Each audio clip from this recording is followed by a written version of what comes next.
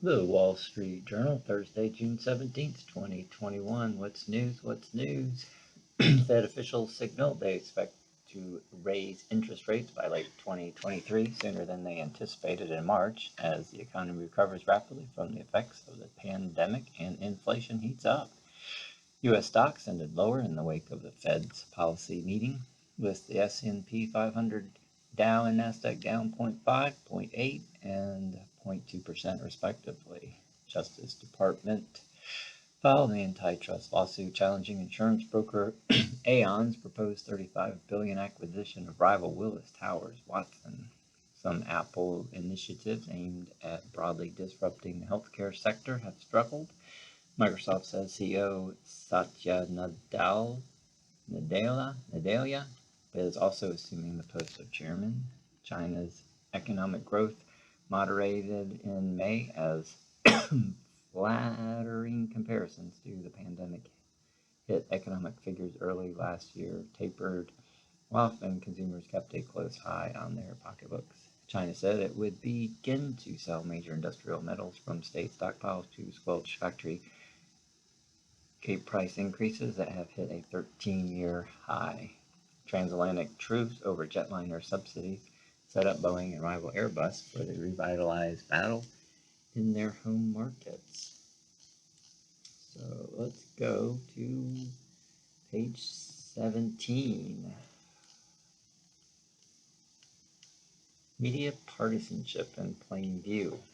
Interesting article by Carl Rove. The media faces a growing crisis of confidence. Only 9% of Americans told Gallup last September that they have a great deal, and 31% a fair amount of trust and confidence in the mass media to report the news fully, accurately, and fairly. And does anyone doubt that those numbers have dropped since then? Writing in these pages, Gerard Baker documented several recent examples of journalistic malfeasance, including Jeffrey Tobin's reemergence on CNN, a new Pulitzer Prizes award for advocacy of approved causes. Let me add two more instances that grab my attention. One is the June 7 Washington Post story by Yegana Torabati on Republican governors who ended the $300 a week unemployment bonus, originally set to run through September 6th. They acted after local businesses reported difficulty finding workers. More evidence came in April when job vacancies hit 9.3 million, while only 6.6 million Americans were looking for work. Ms. Torabati's piece was titled "GOP Governors Are Cutting Unemployment Aid. Some Have Ties to Businesses That May Benefit."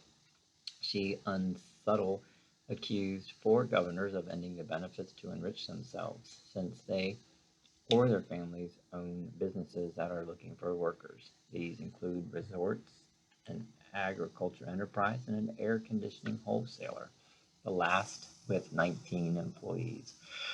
Ms. Torabati lists two other Republican governors who ended the additional unemployment insurance benefits and lack what she called any apparent relevant business interest.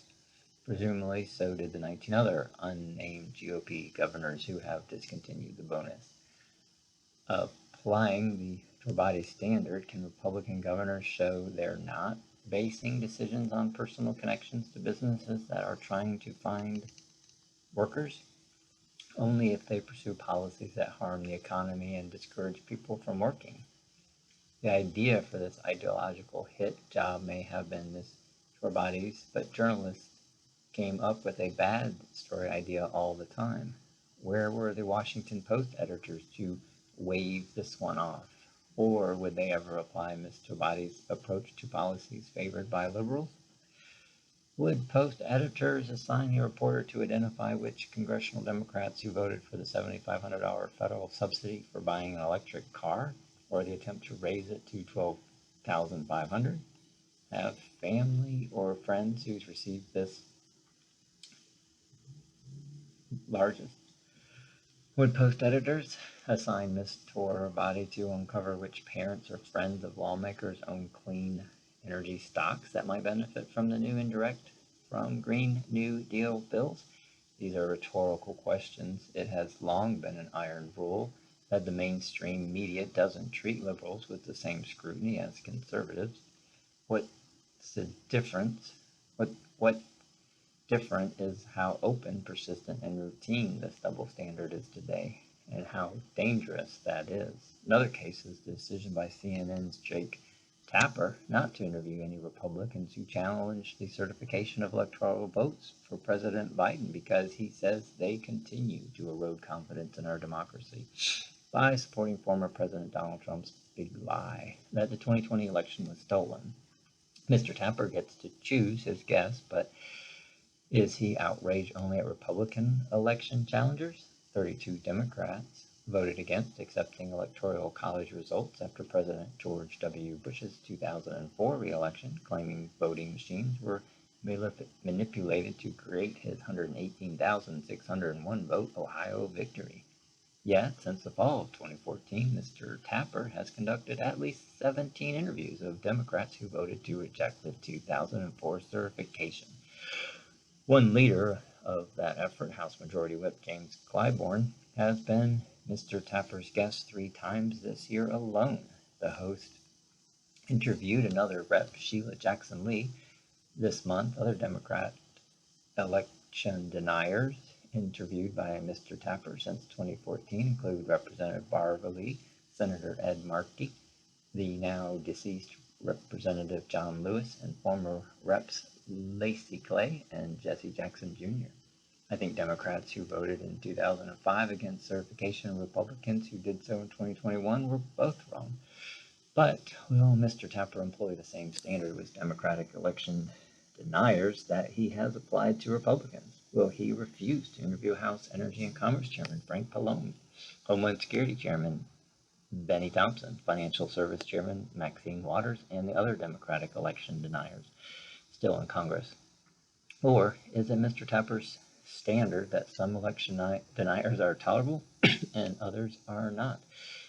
The sad truth is that journalists are increasingly showing their ideological and partisan bias, even while insisting that their personal views don't influence their coverage. They should recognize that they do and take action to restore public confidence in their impartiality. And if they can't do it, their editors and producers must.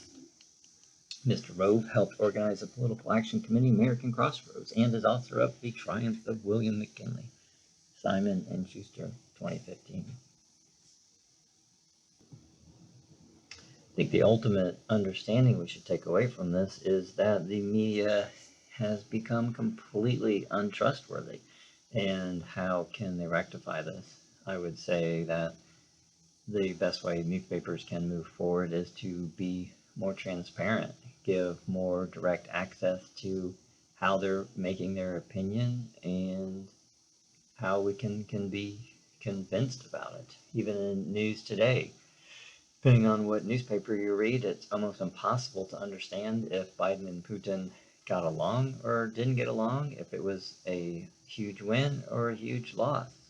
So I think our answer lies in there. I think, to be honest, the op-ed pieces nowadays hold more weight or more relevance than they ever had in the past, because it allows the reader to have some knowledgeable fact checker or stopgap in like unlimited control of nonsense. So